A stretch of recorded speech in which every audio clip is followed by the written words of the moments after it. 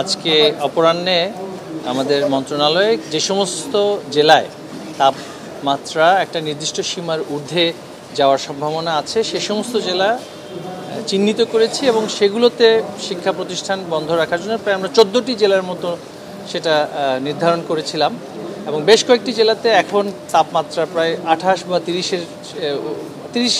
Degree সেলসিয়াসের নিচে নেমেছে, কারণ অনেক জায়গায় তো বৃষ্টি হচ্ছে।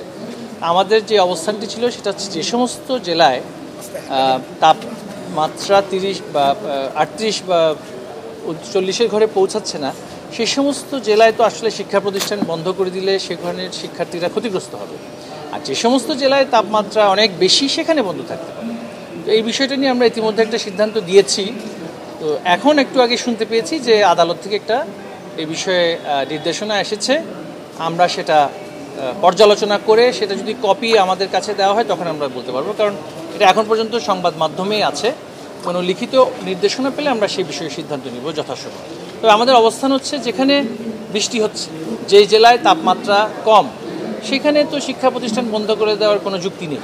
সেটা হচ্ছে আমাদের নির্বাহী একটি অবস্থান, নির্বাহী যেহেতু শিক্ষা মন্ত্রণালয় এবং সংবিধান অনুসারে শিক্ষা মন্ত্রণালয়ের হচ্ছে এখতিয়ার শিক্ষা প্রতিষ্ঠান কখন বন্ধ হবে এবং কিভাবে পরিচালিত হবে সেটা সংবিধানে রুলস অফ বিজনেসে এটা শিক্ষা মন্ত্রণালয়কে সেই এখতিয়ার দেওয়া হয়েছে।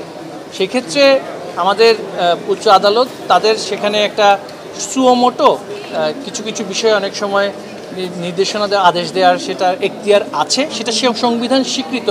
তবে যেখানে ইতিমধ্যে শিক্ষা মন্ত্রণালয়ের সেখানে সাংবিধানিক একটা এখতিয়ার আছে, সেখানে এই বিষয়ে যদি কোনো সিদ্ধান্ত হয়ে থাকে আমরা সেটা অবশ্যই তার উপরের আদালতে আমরা অ্যাপিলেট ডিভিশনে সেটা নিয়ে যাব, কারণ এই বিষয়ে যার যার এখতিয়ার রাষ্ট্রের যে সমস্ত প্রতিষ্ঠানের যে এখতিয়ার সেখানের মধ্যে থাকাটাই সকলের জন্য সমীচীন বলে আমরা মনে করি।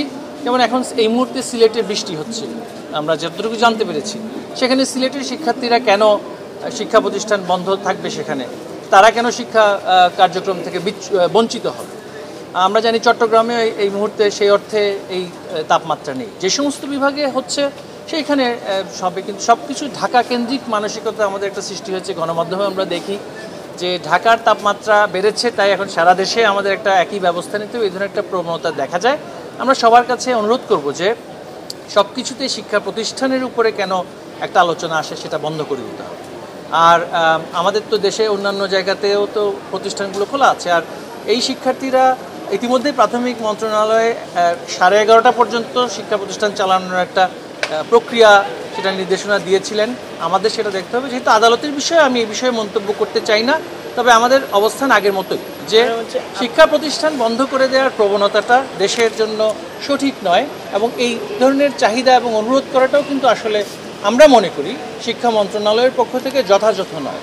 যে সমস্ত জায়গায় এই সময় শুষ্ক মৌসুমেই পড়ার একটা সুযোগ থাকে, যেমন হাওড়াঞ্চল, চরাঞ্চল, যেখানে প্লাবিত হয়ে যায় বন্যার সময় বা বৃষ্টির সময়, সেখানে তো পড়াশোনা অন্যান্য সময় বিঘ্নিত হয়। তো সেখানে শুষ্ক মৌসুমে কেন বন্ধ থাকবে?